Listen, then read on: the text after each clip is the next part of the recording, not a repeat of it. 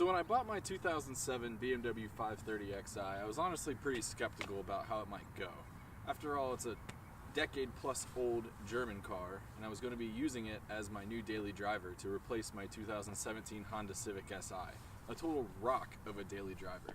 Additionally, I had never owned a BMW before, and so I was kind of curious as to how it might go after hearing about all of the horror stories that people have had with owning long-term BMWs. But based on what I knew and what I knew about the BMW N52 engine that was in this car, I decided to take my chances and go for it. So, how's it been over the last 6 months of ownership as my daily driver? Well,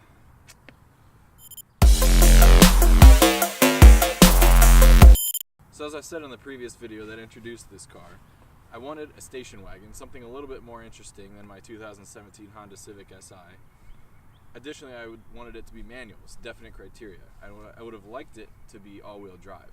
This car is all three of those things, so it fit the mold and I went with it. If you want to see more details on the background of how I bought this car, then please click the link right here and watch that video. But enough about that. How has it been since I bought it? Well, considering it's a 12-year-old car with 132,000 miles, I've put almost 10,000 miles on it since I bought it. It has been nearly flawless. I absolutely love the car. It drives super well, as I said in the previous videos. It's very utilitarian. It's pretty fun to drive. It's not super fast, but it's fun. And it's been very reliable. Now, of course, I bought it knowing it had a few issues. Some of those issues are the front struts need to be replaced. The right front strut is leaking slightly. It's not completely blown yet, but it is leaking, so it will need to be done eventually. I haven't yet done that. I knew that the rear hatch had some issues and needed to be tended to. Actually, when I bought the car, the rear hatch wouldn't even open. But fortunately, with a couple days of tinkering with the car, I realized that there were a few wires that were broken in the hatch, which is a pretty common issue with any sort of car that has a tailgate. So I bundled up those wires, fixed them, and the thing has been working fine ever since.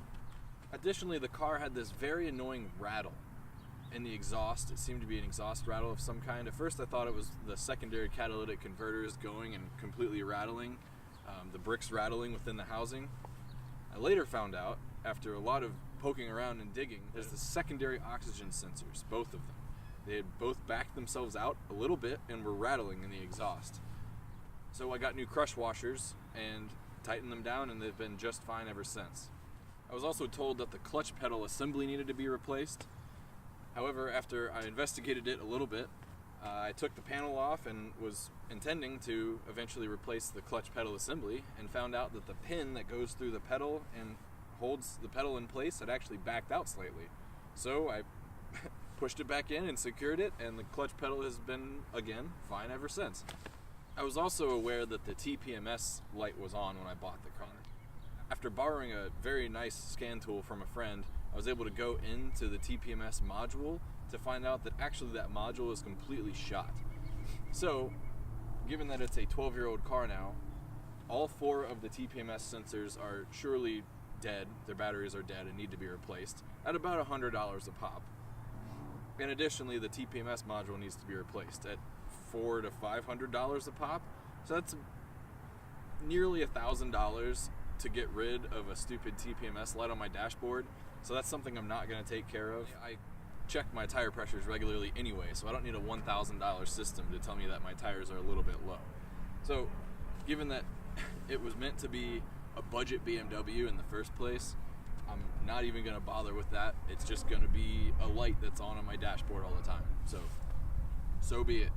Aside from the issues that I knew about when I bought the car, this car has been absolutely flawless. No new issues have popped up as I've owned it. From that, all the linkages and ball joints are good. The steering rack is solid. It's got some normal BMW oil leaks here and there, but German cars do that, especially older ones, so that's not something I'm worried about. The brakes are fine. They've got a lot of life left in them. I kind of hate the rotors that are on this car, but I don't know. It's not an immediate thing to take care of. And it's been great day to day. It gets me to and from work. I do nearly 100 miles every single day, and it does a great job doing so. Now, one big factor that kind of pushed me to buy this car was the fact that the dealer I bought the car from gave me a list of a write-up that a local BMW dealer gave to them to tell them about every single issue that this car has. So I got to give credit where credit's due to Bridgewater Acura in Bridgewater, New Jersey. This isn't a sponsorship at all. I'm just saying I had a very positive experience with those guys. They're an Acura dealership, yes, but they also have a ton of non-Acura cars that are, they kind of specialize in finding hard to find vehicles for people, like a station wagon that's 6-speed manual and all-wheel drive. Definitely a good dealership to reference, and they're very upfront with you about what could potentially be wrong with your used car. Considering that nothing else has popped up on this car, it's just been a really nice experience. Just a nice ownership experience thus far. Like I said, I've put almost 10,000 miles on the car since I've owned it. So with all that being said, positive owner experiences of budget BMWs are a thing. It is possible. Thank you for watching FunAhead TV.